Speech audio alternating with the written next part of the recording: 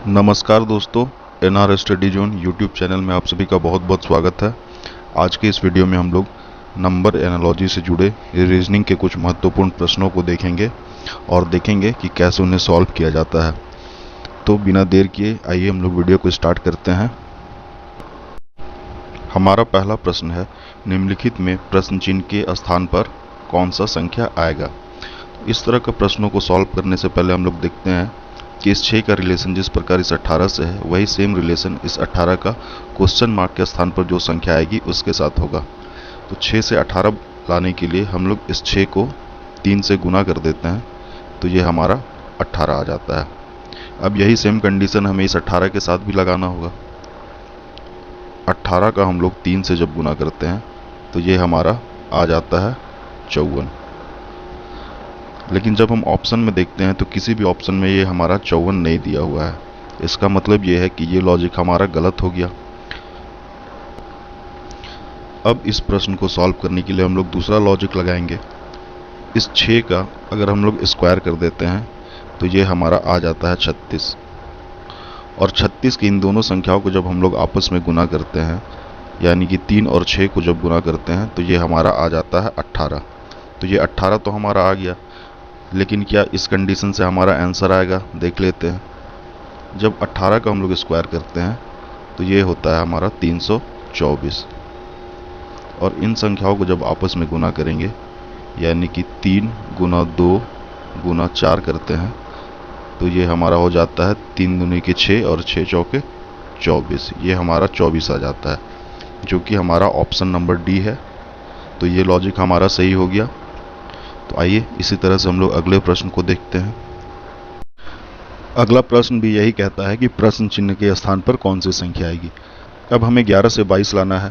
तो 11 से 22 लाने के लिए हम लोग क्या करेंगे, इस 11 को अगर हम लोग 2 से गुना कर देते हैं तो ये हमारा 22 आ जाता है। अब यही सेम कंडीशन इस 13 के साथ भी होना चाहिए। 13 को जब हम लोग 2 से गुना करते हैं तो ये हमारा आ जाता है 26। लेकिन जब हम ऑप्शन की तरफ नज़र डालते हैं तो किसी ऑप्शन में भी ये 26 नहीं है। इसका मतलब भी ये है कि हमारा लॉजिक गलत हो चुका है। अब हम लोग ये देखते हैं कि इस 11 से 22 और किस तरह से लाया जा सकता है।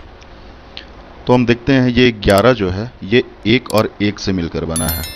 तो 1 और 1 इन दोनों संख्याओं को जब हम आपस में जोड़ देते हैं तो ये हमारा हो जाता है 2, और इस 2 में इसी 11 से जब हम लोग गुना करेंगे तो ये हमारा हो जाएगा 22। अब ठीक उसी प्रकार 13 1 और 3 से मिलकर बना है। जब इन दोनों संख्याओं को आपस में जोड़ते हैं तो ये 4 हो जाता है, और इस 4 में इस 13 के साथ हम लोग गुना कर देंगे तो ये हमारा हो जाएगा 52,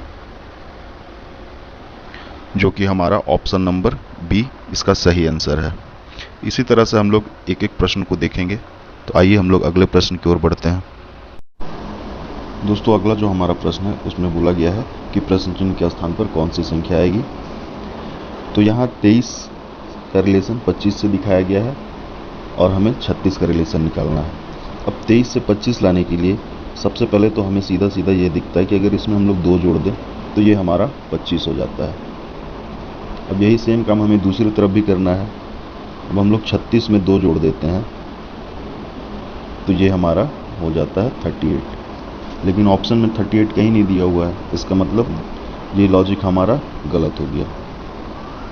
तो अब क्या करें दोस्तों, तो हम लोग इस 23 के 2 और 3 को आपस में ऐड कर लेते हैं। 2 और 3 को जब हम लोग जोड़ते हैं तो ये हमारा हो जाता है 5, और इस 5 का जब हम लोग स्क्वायर कर देंगे तो ये हमारा हो जाता है 25। अब यही सेम काम हमें दूसरी तरफ भी करना है।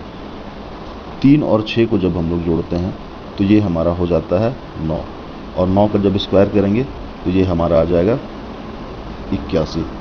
तो दोस्तों, हमारा सही आंसर जो है वो ऑप्शन नंबर सी 81 है।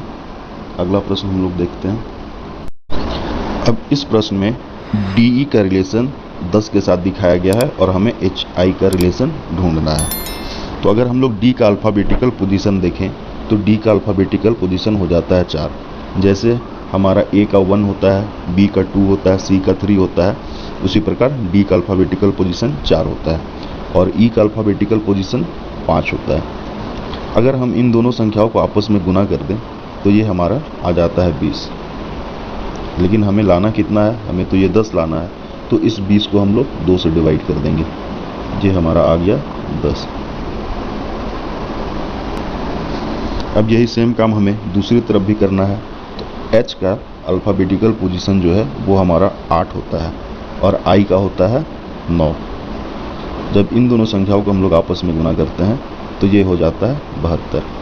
और यहाँ भी हम लोग 2 से डिवाइड किए थे, तो यहाँ भी हमें 2 से डिवाइड करना होगा। और जब इस 72 को हम लोग 2 से डिवाइड करते हैं तो ये हमारा हो जाता है 36, जो कि ऑप्शन नंबर बी हमारा सही जवाब है। आइए अगले वीडियो की तरफ बढ़ते हैं। इस प्रश्न को हम लोग देखते हैं। यहाँ BORE का रिलेशन इस 10 के साथ दिखाया गया है और HOTEL का रिलेशन पूछा गया है। तो दोस्तों, अगर इस प्रश्न को हम लोग अल्फ़ाबेटिकल पोजीशन के हिसाब से सॉल्व करने का कोशिश करेंगे तो ये प्रश्न हमारा सॉल्व नहीं हो पाएगा, क्योंकि BORE का वैल्यू 10 से बहुत ज़्यादा आ जाएगा। तो हम लोग देखते हैं कि BORE ये 4 अल्फ़ाबेट से मिलकर बना है, और इस 4 में जब हम लोग 1 जोड़ देते हैं तो ये हमारा हो जाता है 5। लेकिन हमें लाना है 10, तो इस 5 को हम लोग 2 से गुना कर देंगे, ये हमारा 10 आ गया। अब यही सेम काम हमें इस दूसरी तरफ भी करना है। तो हम लोग यहाँ देखते हैं कि HOTEL ये 5 अल्फ़ाबेट से मिलकर बना है। अब इस 5 में हम लोग 1 जोड़ देते हैं, ये हमारा हो गया 6, और इधर 2 से गुना किए थे तो यहाँ भी हमें 2 से गुना करना होगा, तो ये हमारा आ गया 12, जो कि हमारा ऑप्शन नंबर सी है, जो कि बिल्कुल सही जवाब है। दोस्तों, मैं उम्मीद कर रहा हूँ कि आप लोगों को ये वीडियो समझ में आ रहा होगा, और अगर किन्हीं को किसी प्रश्न में कोई प्रॉब्लम होती है तो आप लोग कमेंट बॉक्स में ज़रूर पूछें। मैं कोशिश करूँगा कि आप लोगों के जो भी प्रॉब्लम है उनको दूर करूं। दोस्तों, आज के वीडियो में बस इतना ही। मिलते हैं अगले वीडियो में।